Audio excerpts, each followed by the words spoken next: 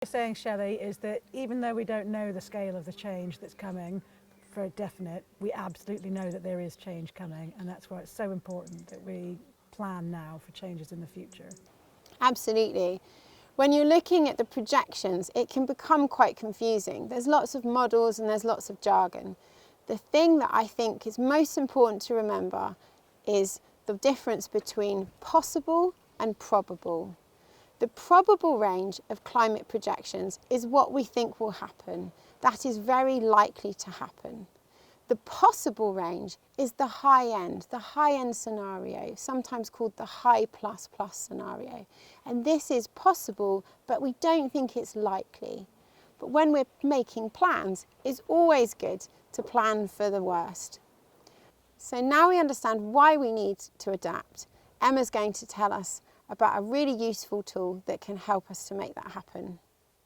So adaptation pathways have been used to plan for the future when there's a lot of uncertainty about what the environmental conditions are going to be like. So we know that the sea level is going to rise, but we can't say exactly how much it's going to rise by or how quickly that's going to happen because it's so complex. There's lots of different factors that might influence that.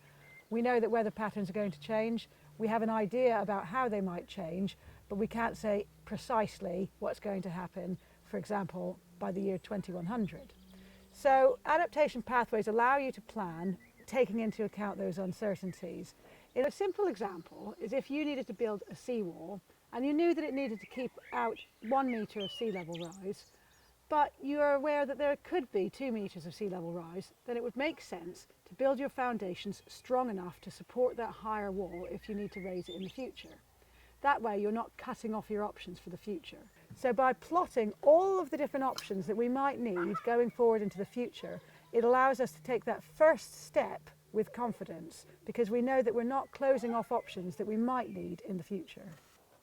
And that's why with adaptation pathways, you plot every action you could take against real-world environmental change rather than time. This takes the guesswork out of planning and means that your actions are triggered by real-world environmental change rather than just best guesses as you go along. And another one of the strengths of adaptation pathways is that you can take all of these different approaches and see how they sit alongside each other. So you can have soft options like natural flood management sitting alongside traditional flood defences, dredging, all of the other options that are on the table. And you can see how they all fit together because they're all pieces of the puzzle. So with all of this in mind, we've developed an online tool which is a way that everyone can have their voice as part of these adaptation pathways that we're putting together. It's not just the decision makers and the experts who have to live in the world that we create. And that's why we designed this online tool. And so it's really important that everybody's ideas and values are heard and considered. And now we're going to hand you over to Dawn, and she's going to walk you through how to use the online tool.